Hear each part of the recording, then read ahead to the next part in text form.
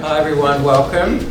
I'd like to acknowledge that we meet on Gadigal land and we pay our respects to elders past, present and emerging. And we thank them for their custodianship of the land that we're meeting on. For those of you who don't know me, I'm Adrian Burnett and I'm the current chair of SAMAG, and I'm also the Arts Practice Director for Dance here at the Australia Council. And on behalf of SAMAG and the Australia Council, we are delighted to welcome you, Corinne, and your team, and you, SAMAG members, to our shiny new offices. So the offices were only opened last week by Mr. Paul Fletcher.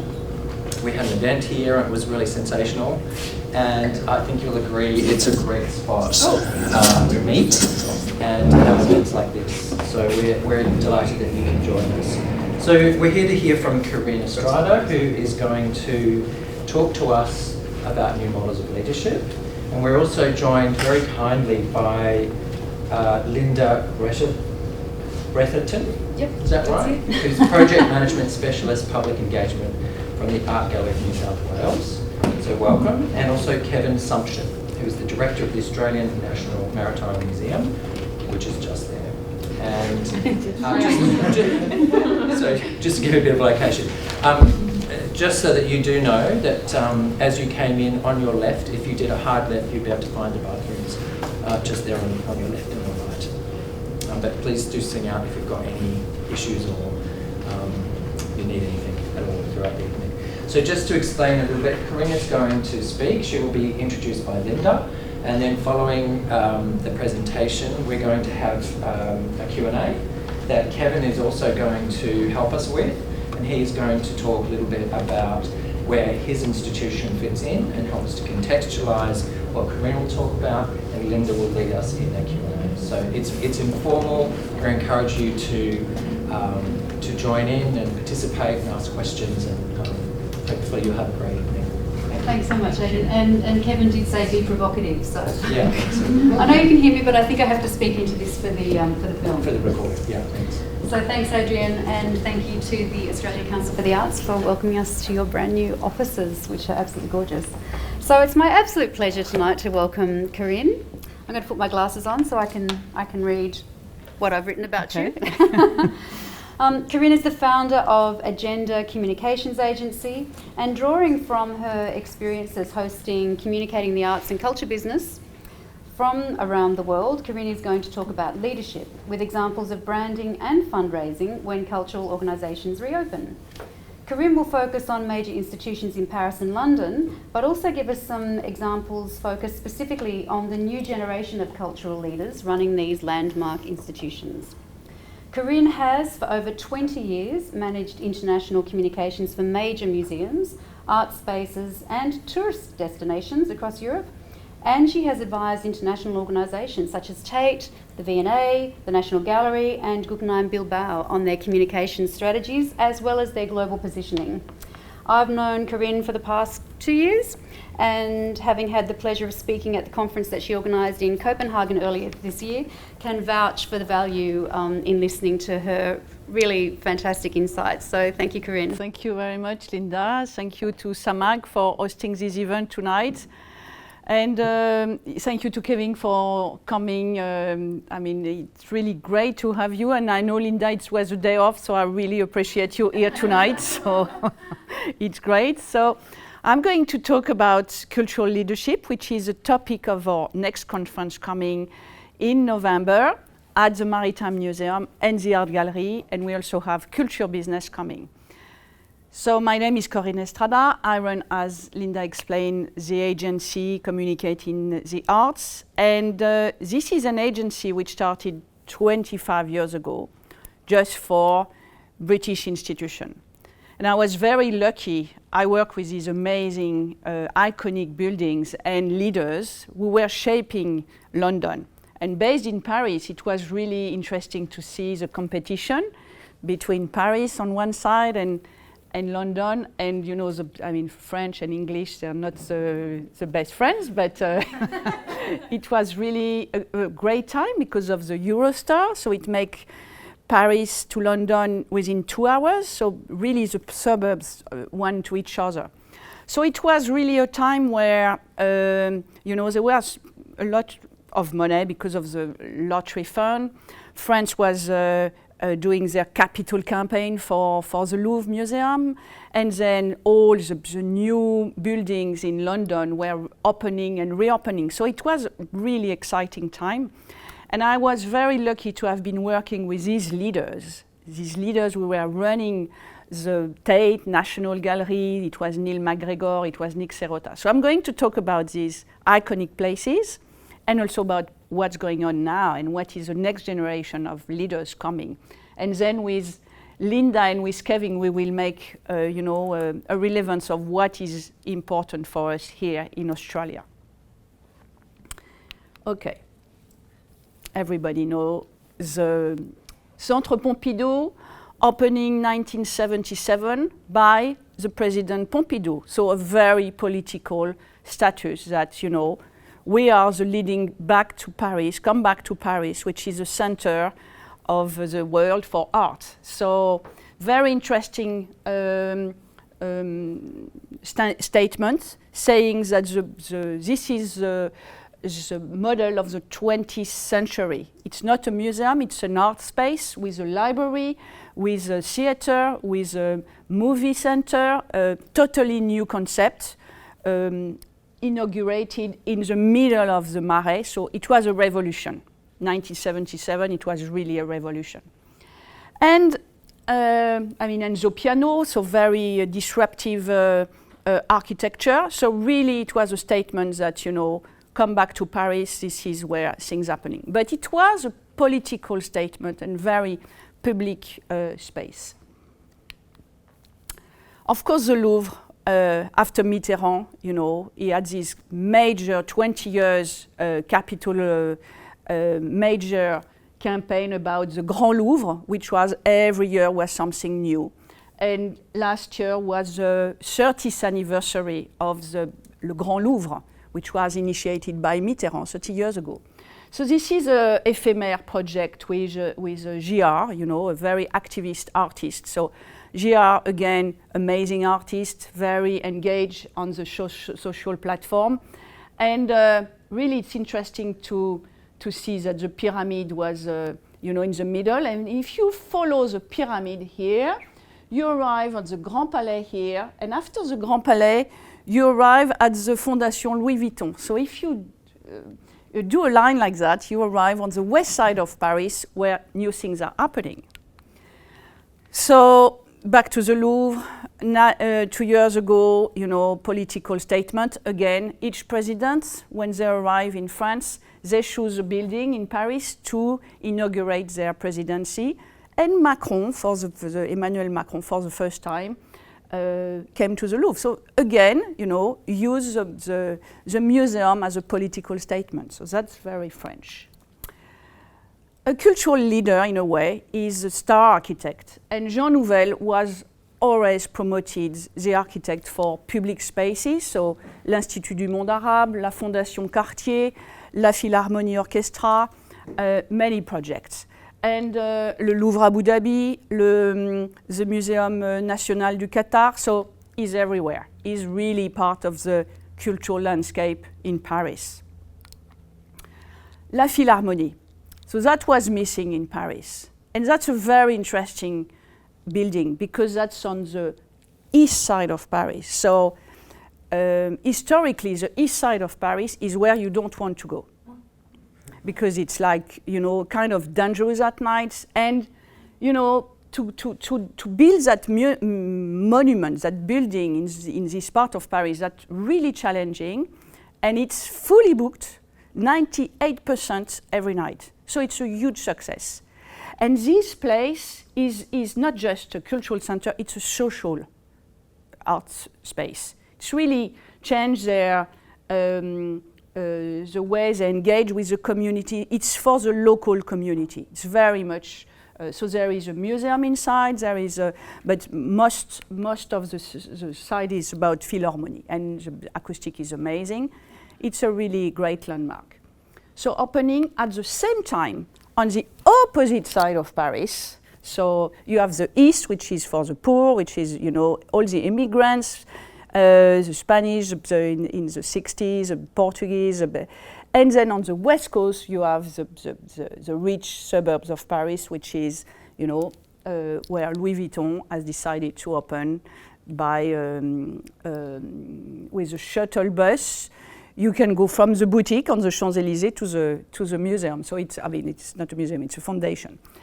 So la Fondation Louis Vuitton, 4,000 square meters, 800 million euros. It's about 1 billion Australian dollars. So huge investment. Half of it was paid by the taxes, the French taxes. Franck Gehry building, so the one who built Bilbao.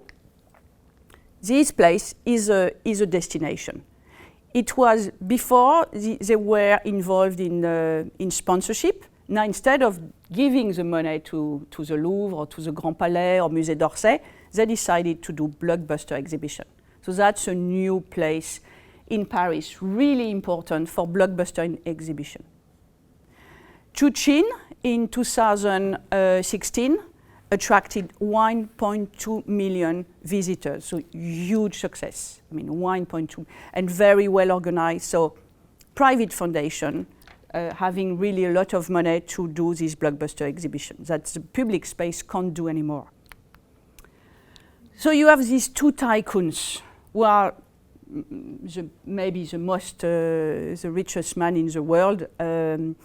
One is owning Louis Vuitton, and the other one is running Christie's and many other projects. So each one is really competing, and this one is Arnaud, and this one is Pinault. And Pinault, just, you know, he did the Palazzo Grassi, he did La Dogana Punta della Dogana, so many projects in Venice, and in the middle of Paris, very close to Louis Vuitton headquarters, really funny, he decided to rent from the city de Paris la bourse, how do we say, the wholesale of grain, which was in the history of Paris a center for stock exchange for grains, and an amazing space where you have a canopy of the 19th century. So it became a stock exchange in the 19th century, and it's an amazing building. So this cost 120 million, so much less than Louis Vuitton, and the space is double than Louis Vuitton. So totally different approach. This is really to showcase 3,000 work of art of his collection. So one is pushing the brand, Louis Vuitton, and one is pushing the artworks. So totally two different approach from two different cultural leaders. So these people are really making the arts in Paris. Another one which is really important, close to le BHV, again in Le Marais, is Lafayette Anticipation. So Lafayette, of course, it's Galerie Lafayette, and it's done by Rem Koolhaas, architects. The other one was, this one is renovated by Ando Tadao, Japanese, who did the Louvre Lens. So this one, very humble architecture, totally different approach again. Open 3 days a week, Friday, Saturday, and Sunday. And it's for production work. So it's a laboratory for artists. Again, a new way of looking at art. But I mean, the brand is it's here. But there is not a man behind it. It's just a brand. Do you recognize this place? Do you have any idea what it is? Is it a museum, Janine? Almost. Almost. It's La Samaritaine. So it's way, and it's really showing artists, activist artists, in the middle of a department store. So there is this cross of taste and of consuming goods and consuming art, which is really interesting. What is this? Is this a museum, or is this a boutique, or is this a brand? What do you think? My team can't answer. Kevin, do you know? I will help you. It's on the left bank. It's across Le Bon Marché. It was a swimming pool, Art Deco swimming pool, from Le Lutetia, and it was bought by Hermès.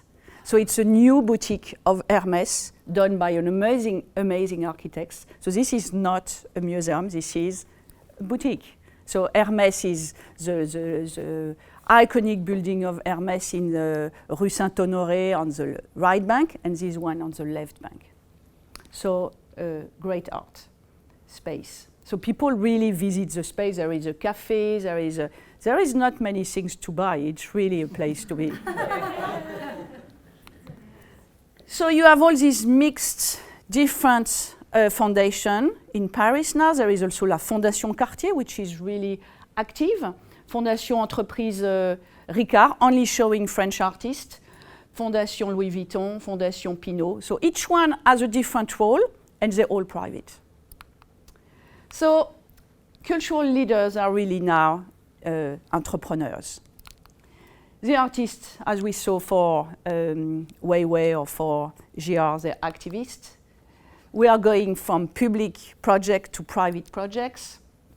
Art spaces like the Philharmonie are really social initiatives.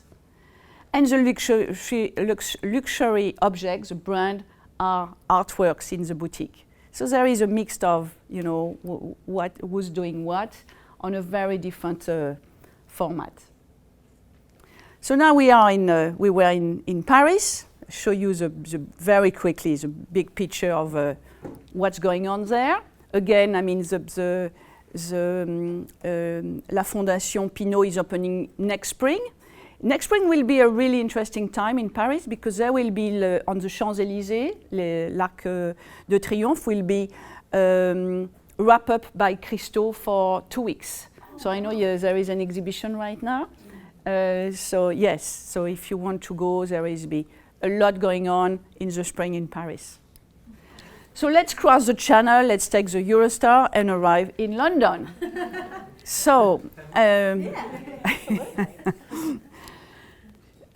London, Tate Modern, opened 2000, a revolution. It was a curatorial revolution at the time, and we were very lucky because we were their communication agency on the continent to promote the brand. And they say, let's talk to the French, let's talk about branding and digital strategy. And they wanted to be, after Pompidou in France, they wanted to be seen as a new leading cultural space for the 21st century, the new model. So behind this vision of, you know, opening contemporary art to London, which was really new in the 90s, there was a mind behind it. We was really coming from Oxford, very civic, inspired by all artists should have a civic role.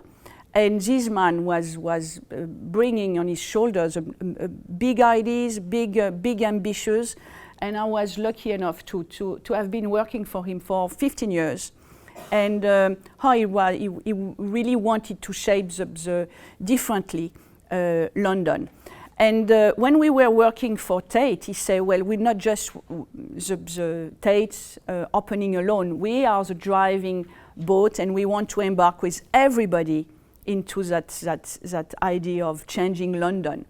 So it was really fascinating, or they just wanted to embark with everybody. And I remember I went to Eurostar and said, well, this is happening, this is great. And Eurostar understood that we had to promote the destination as, you know, the new contemporary place to be. So we were not talking about the train, we were talking about, you know, what to do at the end of the train, which was really the destination.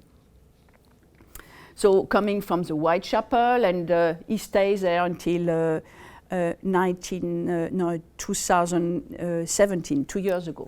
And then, for the first time, a woman is running Tate. For centuries, there was just men, and this Maria Balcho coming from Manchester, very small but really very dynamic, the new cultural leader of the art scene. So big challenge for her because Tate is now 8 million people. If you take the 4 Tates, St. Ives, Liverpool, Tate Modern, Tate Britain, that's 8 million people. So she has to really transform and go to the next stage. And she wants, I mean, the baseline of Tate created by Nick Serota was look again, think again. And now she wants to that everybody feels connected by Tate, which is a big vision, not easy. And I mean, I've been talking with Emily, who was working for us before, and Emily has been working for Tate for a long time, and I know you were at Tate too. And she said it's really very difficult to be behind this leader and to transform. So yes, she's an amazing woman, and she just started a campaign with women artists from the 60s up to now. So I don't know her personally. I'd love to invite her to a conference. So yes, so Tate is really still very active, still very contemporary, and everybody is really looking of what she's going to do.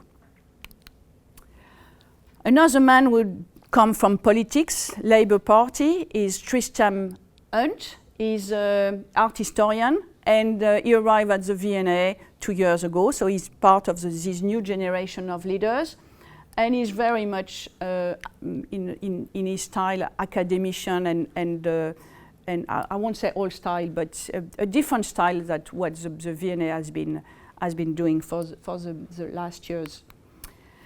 Now, the Royal Academy. Royal Academy is Central London, and I'm going to talk about, it's really a kind of case study. I know some people, you met Will Dallimore when he came here.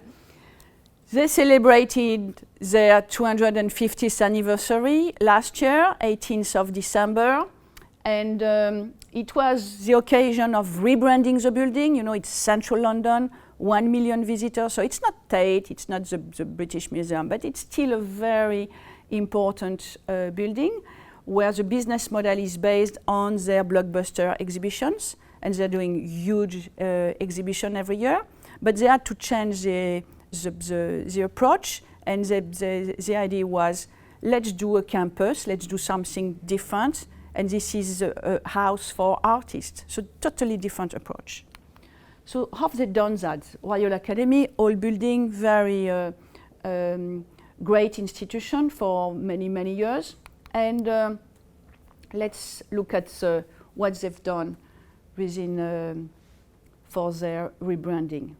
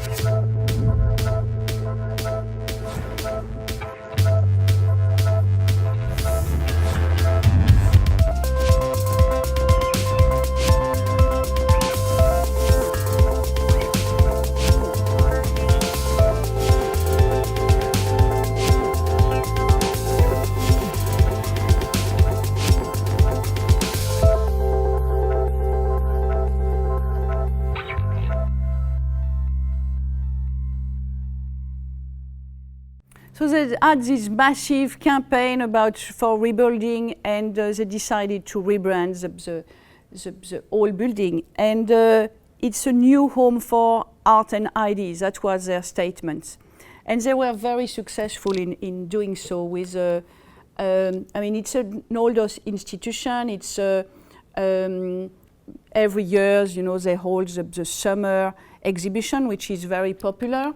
And they decided, I mean, that was the man who really was behind the whole rebranding, and he engaged with everybody inside the museum to make sure everybody knew and shared the same values. So that was a place to be. That was decided that, you know, it's just a place for art, for ideas, and really they were very welcoming, and the result was they increased the numbers of visitors of 1/3 of new visitors, so huge success. And they created a momentum, so that was, they really did a calendar, a retro planning of, place to be, this is going to happen in London, so it was huge. And the students, there are 50 students, which were quite unknown, and they were really at the forefront of the campaign, and they were part of the communication campaign, as well as the academicians there, the Royal Academicians, they all, all artists, Eunice Chebaré, Grayson Perry, I mean, they're all great people. So they were really also became the ambassadors of the Royal Academy. And Charles Omare Smith is a leader of this, was a leader because he just resigned. And he was, from the beginning, his approach was to be really honest and to were humble, and when they were doing mistake, he was communicating about the mistake. He was also telling about the challenges he had, and he was really telling stories, all stories about the building. So really a great way to communicate, and he was engaging everybody inside the Royal Academy. He resigned, and then this great leader, Axel Rüger, who came to Paris to a conference in 2016. He was Van Gogh for 10 years, he's German. So this is a new generation of leaders. He was appointed as director of the Royal Academy last summer. So he's really amazing. He has transformed the Van Gogh Museum in Amsterdam. And now, I mean, a big challenge will be what's the next step? Because it's easy to do a capital campaign for reopening and for rebranding, but then it's really difficult to sustain the attention and really continue with drawing numbers. So that was inside Amsterdam. So key learnings of this Royal Academy and Tate, dare to reinvent your mission as Tate did and Royal Academy did and V&A. I mean, they all, after years, reinvented the mission, maintain a momentum throughout the campaign. Yes. Inject a cause. It's not just about the building. It's about, what should we do about the building? How should we make people engage and talk about the mission and what's behind it? And involve everyone, from security to top management. Everybody is engaged and work together. Think about the outcomes. I mean, what will the project enable? So again, it's about a cause. And celebrate success inside and outside. Everybody is really part of the success of the building. So that was some key learnings that we shared with Charles Omare Smith when he did the reopening, and also we stayed because we were really engaged with them to do in 2000 when we did this project about the launch. So they kind of these transformational leaders. They are driving forces, and they embark with everybody within their city. So I think the next step will be really to talk about what's going on in Sydney, how we can learn from that, and how we can adapt and see what's interesting, what's in these stories. Thanks so much, Corinne, for that. I knew that we'd hear more valuable insights, so thanks again. I think Kevin wanted to have a bit of a chat about some things that are happening here and the relevance. Yep. Can you see us if we stay seated here? Great, okay, thank you. Look, first of all, I would just recommend to all of you, I've been to, I think, 3 of the conferences now, and every year I send my staff, not just to the conferences we've been lucky enough in the past to have in Australia, but sharing the opportunity to talk to international colleagues about projects around the world is always invaluable. There's always learnings and there's always a genuine sharing. Obviously there are lots going on, not just in Sydney, but around the country. Huge projects, particularly in Western Australia, that will be opening up with ALEC. New projects kicking off at the Art Gallery of New South Wales. And of course, Brendan has his own major project at the War Memorial about to take off. So capital works projects writ large in Australia.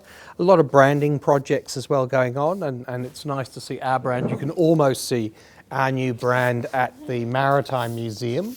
And looking at these kind of key learnings, dare to reinvent your mission. Certainly as a director working to a board and to a minister, how you quite go about reinventing yourself consistently and constantly is one of the great challenges. And along with that is what do you carry forward from the past? Because not only are you after reinventing yourself, but you can't constantly look to change everything.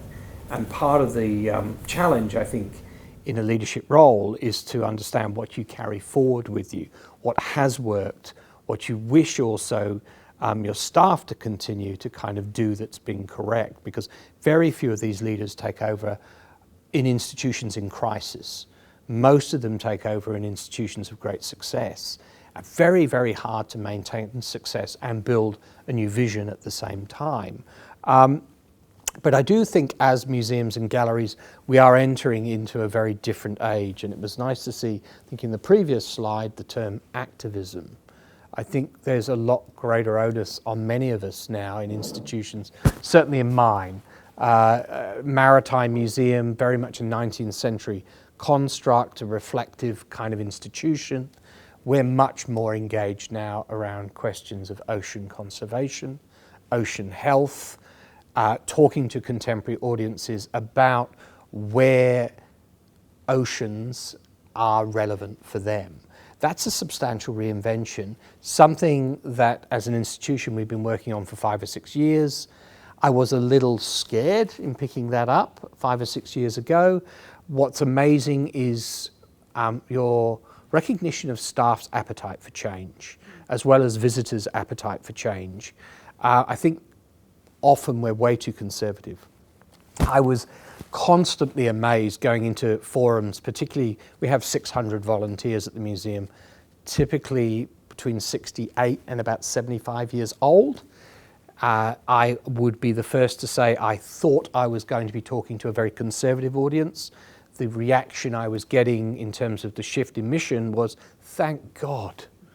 We've been kind of living with this old model, 10 or 15 years out of date, and they were so welcoming of the change because they're the ones having to deliver the old mission, the old ideas. So sometimes I think I did, and many people do, underestimate the appetite for change in an organisation. Having said that, there's also often in an organisation a great deal of appetite for stagnation and for not wanting to change, and pushing change in that kind of atmosphere is very difficult. But I think the piece that you picked up earlier on, which is if you can take the time to talk to all of your staff, engage your staff in an approach which just isn't a top-down approach, which is in the case of our brand redevelopment, which Frost Collective did with us, we did that as a genuine collaborative exercise.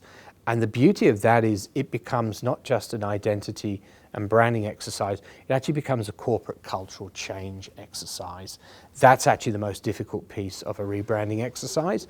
And if I was to say where we've learnt the most out of our processes, that's the area we have maybe underestimated and not worked hard enough on. The graphic identity change, the marketing change, all of kind of the, I wouldn't call them superficial, but the typical brand changes I think we've done very well.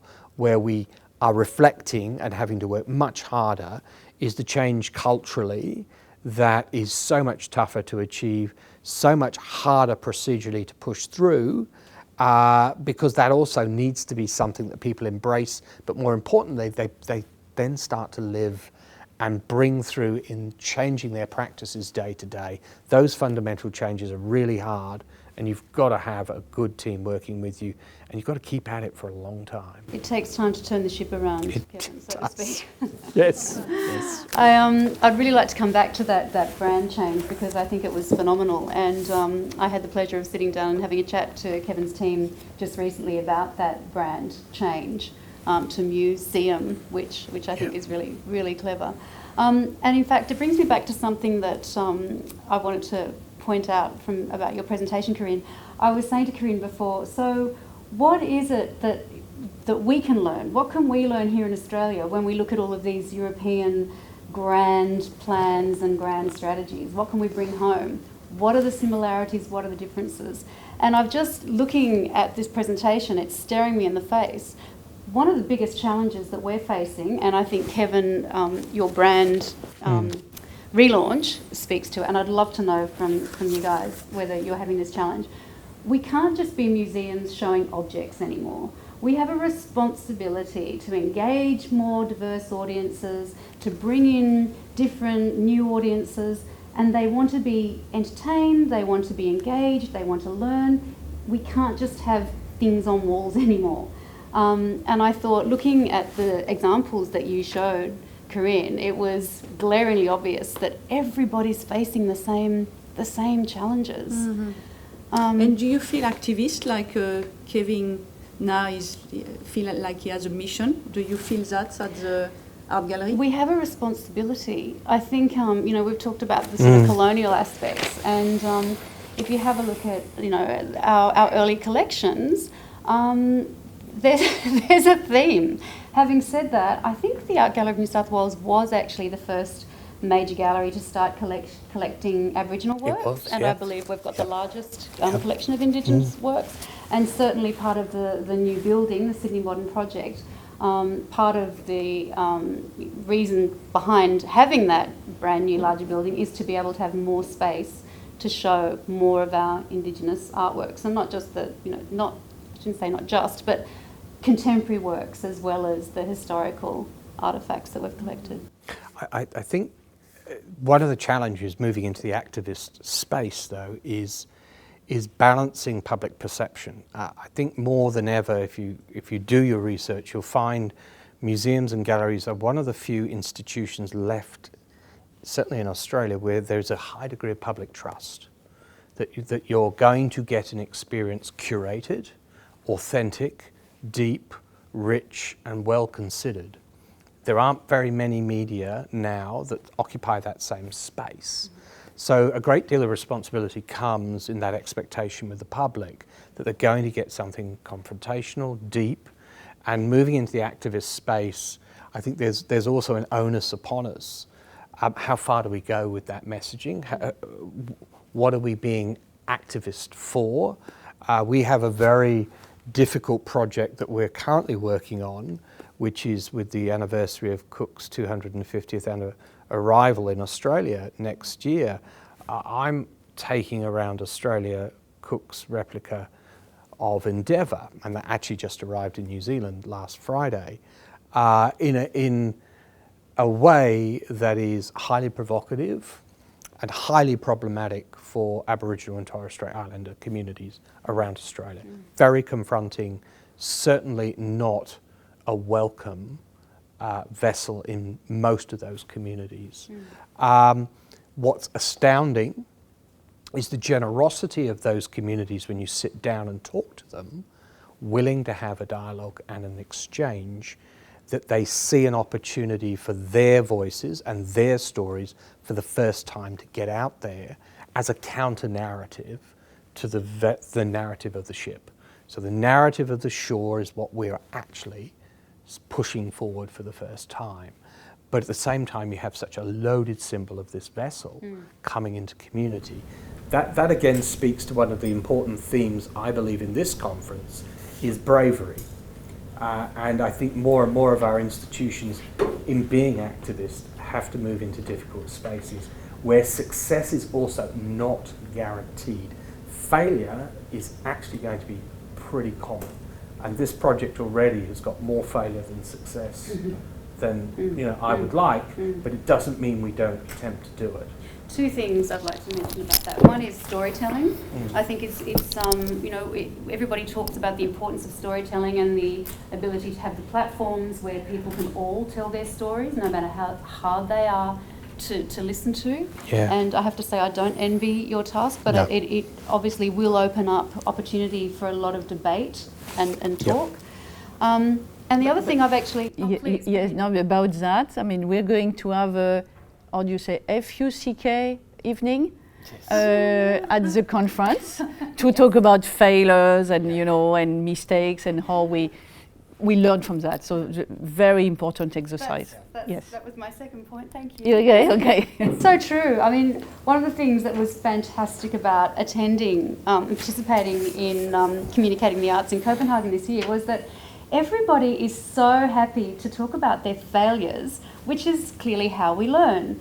And that's one of the things that I think you manage so well, Corinne. It's to get people so engaged and so open and so comfortable talking about everything, well, maybe not everything, but certainly sharing some of those things that have gone spectacularly wrong. And we all learn from them. And in fact, I think a lot of us were sitting there in the audience thinking, wow, that's really, really brave of some people who got up, and thank goodness that wasn't me. Any question in the audience to Kevin or to Linda about... Or to you, or to Or to me, yes, about Paris and... Yes. So of the examples that you gave me, the thing that struck me about the Royal Academy is that seemed to be an example where the three threads of a gallery space in particular, the people who make the work, the people who participate in and watch the work, and the people who fund the work, seem to have all been brought together into a single piece of infrastructure, which is one of the first times I've ever seen that happen. Do any of you know of any examples of that happening anywhere else in the world, and particularly, of course, here in Australia? That's a great question. ZKM at Karlsruhe, the multimedia centre. ZKM and Karlsruhe in Germany is a place where those three threads come together quite regularly. Where was that, sorry? Karlsruhe. Not Australia? No, Germany? no, Germany. Yeah. They spoke in Berlin in Yes, 2016. So the question was, are there any spaces here in Australia where those three elements are coming together? The viewer, the artist and the funder? Very good question. We'll have to research that, or maybe make it happen. Yeah, even better.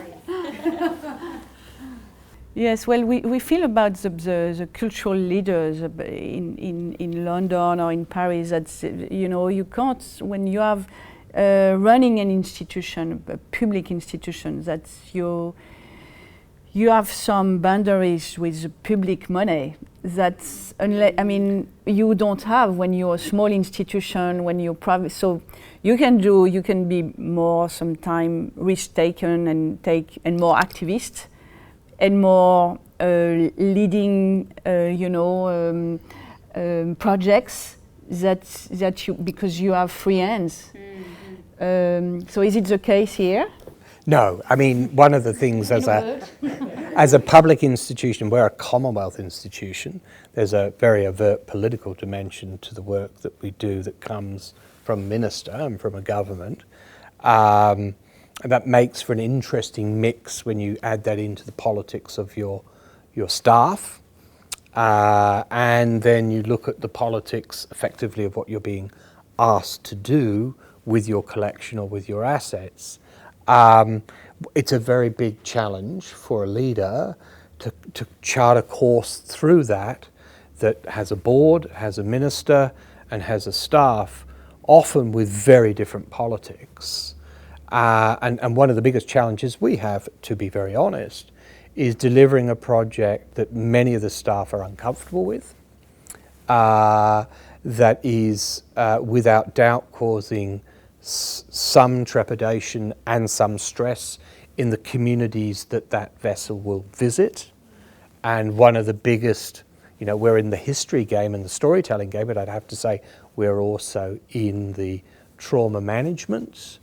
And that is a whole new dimension to this project, is how do we bring specialists in to manage the stress and strain of both staff and community engaged in a highly inflammatory and a very provocative but very necessary discussion. How do you get staff involved and feeling more comfortable with something that is I think you have to accept they won't be comfortable. I don't think there's a comfort point. I think you have to accept that what we try and do, and I think the staff to their, and I have to say it's my Indigenous staff who are on the front line here. It's not me. It's not you know, it's a team of Indigenous staff who are working in Indigenous communities, talking to those communities and saying, this is an opportunity for your story to be told. Okay. That is not successful in the first iteration. We're in places at the moment like Cooktown and Geelong. We've been 8 or 9 times down there, and we'll be there another dozen times, I'm sure, facilitating the conversation and getting real outcomes where real stories about that community's, what's becoming very clear about this moment in 1770 on the East Coast is there is a massive oral history that follows that journey which is just not told.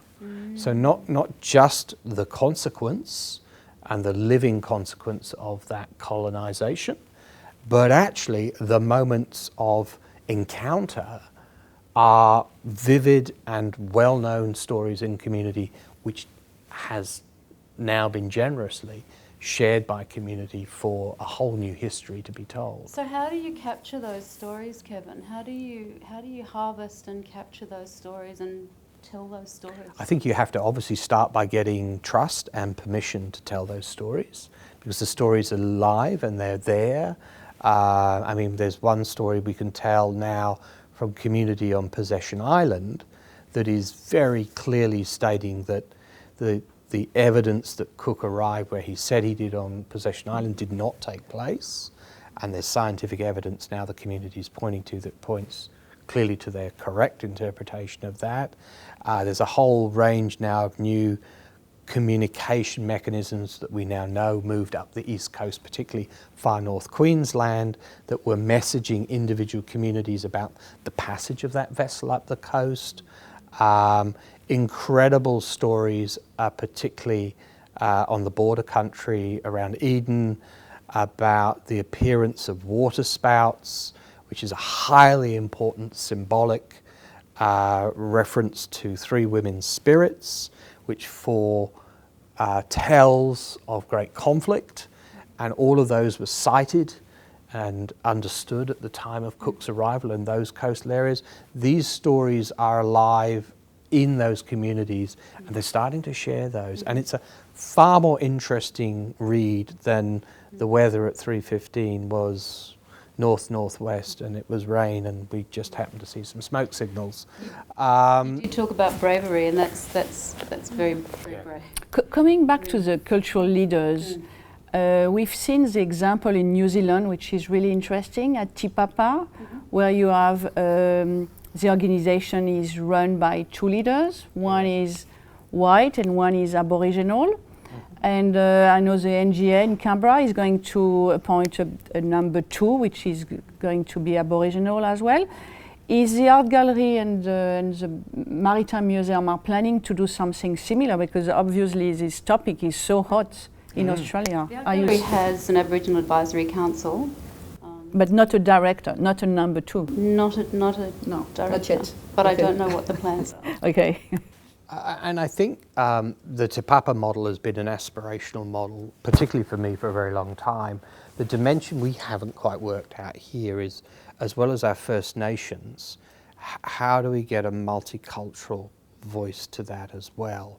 And I'm not quite sure of how that model works, other than our board is finally kind of properly representative of the community, and it hasn't always been. So how we quite develop a model that's uniquely Australian, given the cultural differences between Australia and New Zealand, is also one of the challenges that we've got. But certainly a voice and an active voice for First Nations is really rather critical in our institution.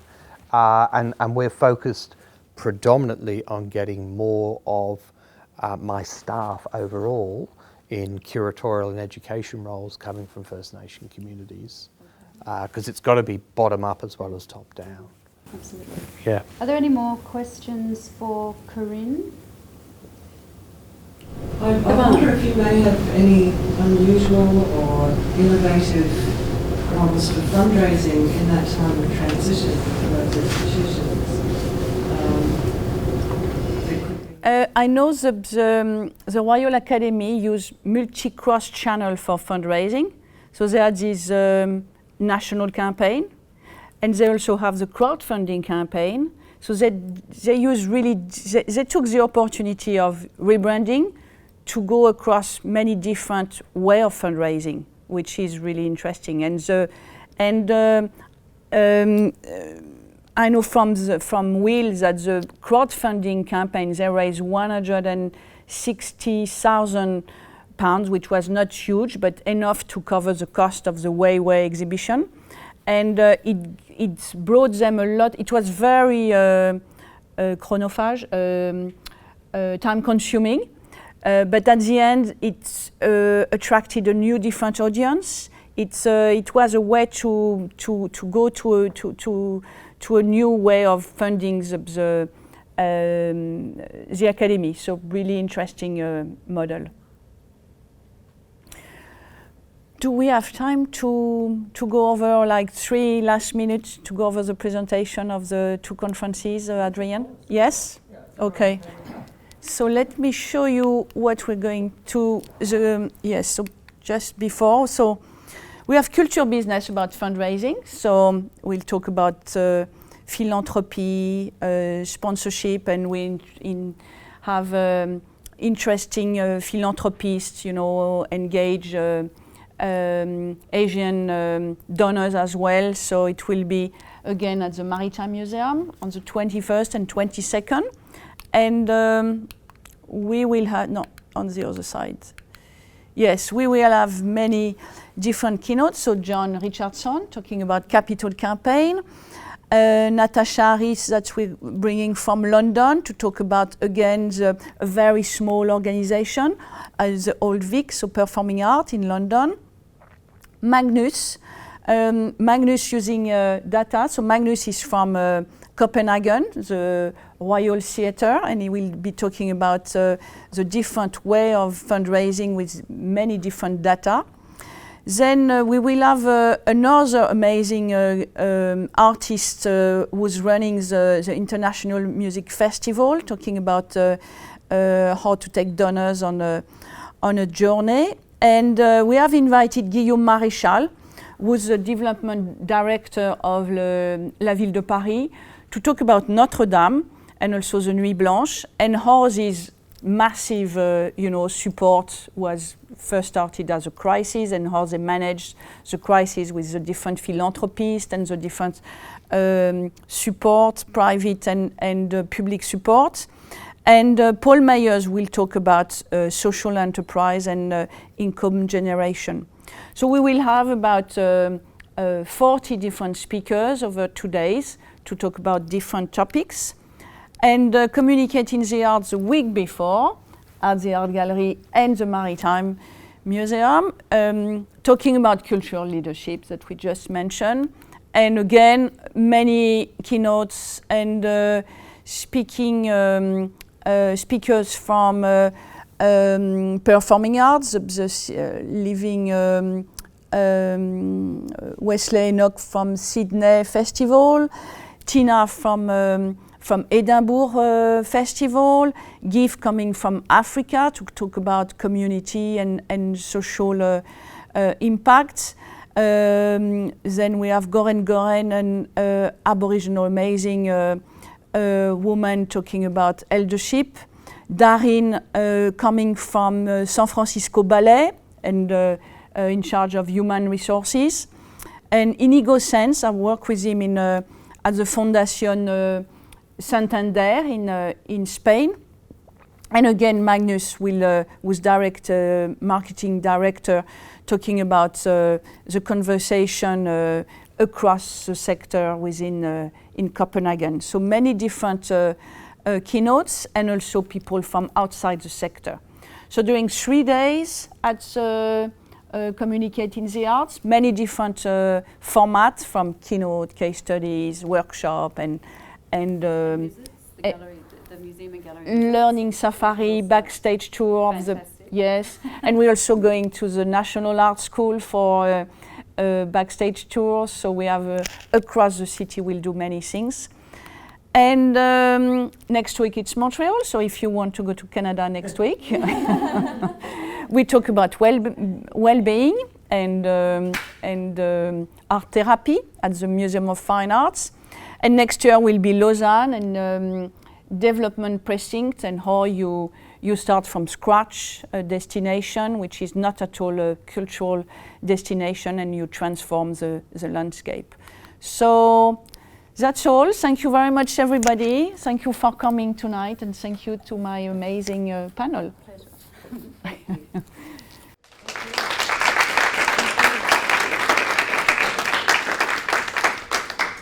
very much, Corinne. Thanks, everyone. Can we please stay with us, have a wine or two and some cheese?